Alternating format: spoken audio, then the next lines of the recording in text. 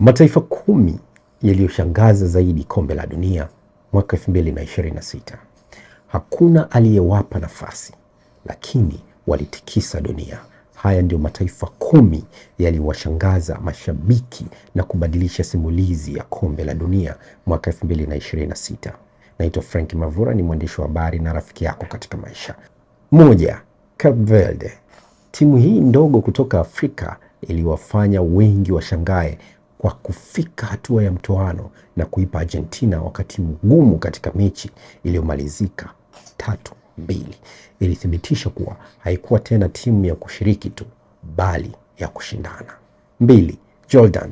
Licha ya kuwa ni miongoni mwa timu zilizokuwa hazipewi nafasi kubwa, Jordan ilionyesha nidhamu, moyo wa kupambana na uwezo wa kushindana na mataifa makubwa. 3. Uzbekistan.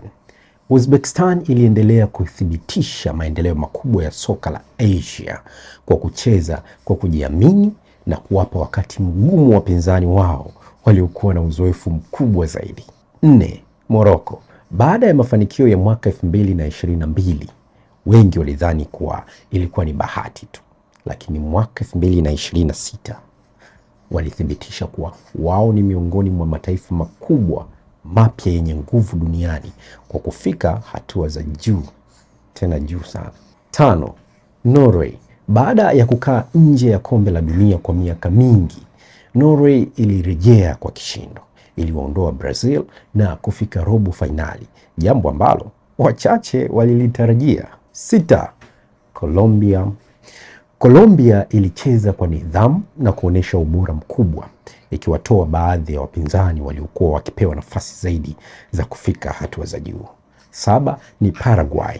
Paraguay ilirejea kwenye ramani ya soka la dunia kwa kuonyesha uimara wa safu ya ulinzi na kuwashangaza vigogo hadi hatua ya mtoano. 8. Misri. Ikiongozwa na kizazi kipya cha wachezaji, Misri ilionyesha kwamba soka la Afrika linaendelea kukua na inaweza kushindana na timu yoyote.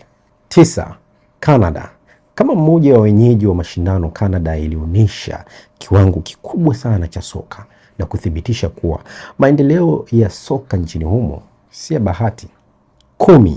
Kinara wa Afrika Mashariki katika kombe la dunia, DR Congo.